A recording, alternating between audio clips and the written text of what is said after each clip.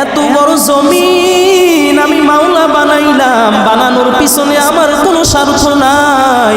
বলে কেন বানাইলাম? আল্লাহ বলেন, ও নবী আপনি জানাইয়া দেন, এত বড় আসমান আমি মাওলার জন্য বানাই নাই, জমিনও আমি মাওলার জন্য বানাই নাই, পাহাড় পর্বত আমি মাওলার জন্য বানাই নাই, সব আমি আমার বান্দার জন্য বানাইছি। বলে আসমান যদি না থাকতো আমি মাওলার কোনো সমস্যা হইতো না।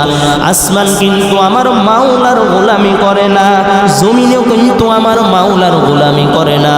বলে কেমন? বলে আসমান থেকে সূর্য দিয়ে কিন্তু আমার মাওলা উপকৃত হয় না, এই জমিন থেকে ফসলাদি দ্বারা আমার মাওলা কিন্তু উপকৃত হয় না। এই আসমান থেকে সূর্য যে আলো দেয়, এই আলো দ্বারা বান্দারাই উপকৃত হয়। যে বৃষ্টি দেয়, রহমতের বৃষ্টি দ্বারা বান্দা উপকৃত হয়, আমার মাওলার কোনো উপকার নাই। আমার মাওলা বুঝাইতে চাইল, বান্দা এত বড় আসমান চন্দ্র সূর্য সব বানাইলাম তোর জন্য, এই জমিনও বানাইলাম বান্দা তোর জন্য। এই জমিনে যত ফসলাদি আমি মাওলার জন্য বানাই নাই, সব বানাইলাম বান্দা তোর জন্য।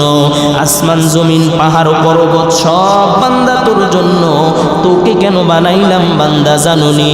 তোকে বানানোর কারণ অন্য কোনো কারণ না, তোকে বানানোর একমাত্র কারণ আমি মাওলার ইবাদতের জন্য। আল্লাহ ভিন্ন আয়াতে জানাইয়া দেন, আফা হাসিবতুম আন্নামা খলাকনাকুম আবাসা, আফা হাসিবতুম আন্নামা খলাকনাকুম। আল্লাহ বুঝাইতে চাইলেন, বান্দা তুমি কি চিন্তা করতেছো, তুমি কি এই ভাবনা করেছো আমি মাওলা তোমাকে অযথা বানাইলাম?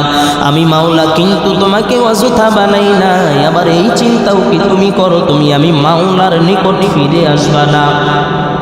বান্দা তুমি কি এই চিন্তা করতেছো আমি আল্লাহ তোমাকে অযথা বানাইলাম? আমি তুমি কি এই চিন্তাও করো আমি মাওলার নিকট ফিরে আসবা না? রে বান্দা, আফা হাসিবতুম আন্নামা খলাকনাকুম আবাসা ওয়া আন্নাকুম ইলাইনা লা তুরজাউন।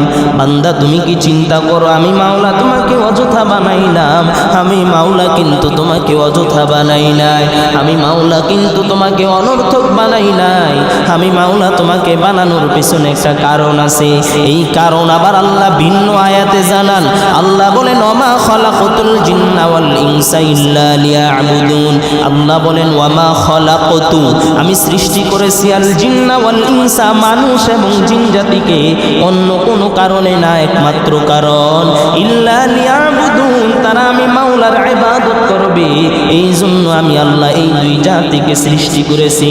আজকে বান্দা তুমি চিন্তা করে দেখো, ফজরের সময় মুয়াজ্জিন আযান দেয়, তুমি বিছনায় শুয়ে আছো, যোহরের সময় আযান দেয়, তুমি দুনিয়ার কাজে ব্যস্ত, আসরের সময় আযান দেয়, তুমি নাস্তা খাওয়াতে চা দোকানে ব্যস্ত, মাগরিবের সময় আযান দেয়, তুমি চিন্তা করো যাইবা মাগরিব শেষ হয়ে যায়, এশার সময়ও বান্দা তুমি যাও না। তুমি একটু চিন্তা করো শুনি আমার আল্লাহ তোমাকে কি না দিল? আসমান জমিন পাহাড় পর্বত সব তোর জন্য বানাইলো, আর তোকে বানাইলো আমার মাওলার ইবাদতের জন্য।